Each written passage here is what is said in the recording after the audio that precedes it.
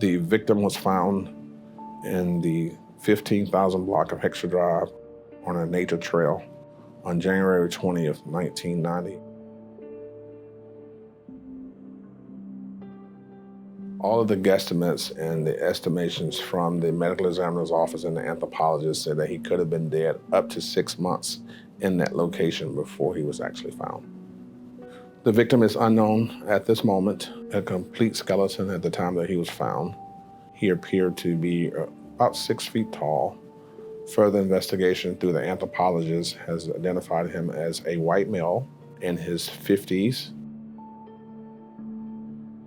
His shoe size was about a 13 size shoe that he was wearing at the time.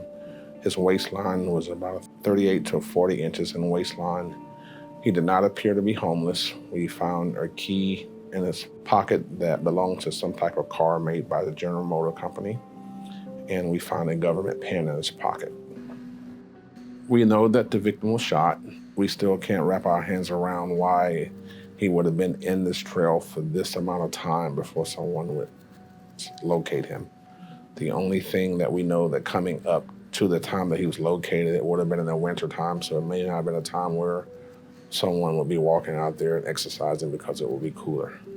The thing that makes this so difficult as in identifying him, at the time we didn't have anyone in our databases missing, nor was anyone ever reported missing in our jurisdiction that meet the physical description of this guy. So either he was a loner that lived by himself or he was not from Jacksonville. Anytime a body is in the condition that he is in and he's unknown, the verification has become more difficult.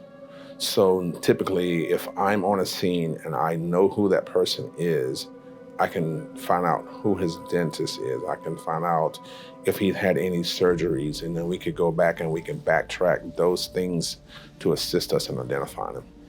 If he has enough finger cartridges or whatever left over, we can fingerprint him and the things that we normally do to identify them.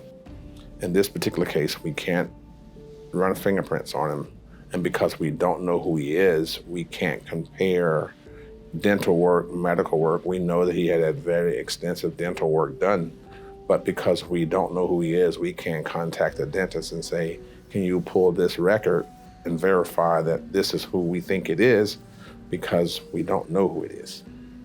The highlight that the community would know is it just seems so odd to every detective that we've talked to, and we've discussed the case in detail. It's just so odd that you would have the circumstances around this case and no one has never reported this person missing. So we really feel like it could be a disconnect in our agencies with other agencies, or something that's very minute that would help us to move forward in this case.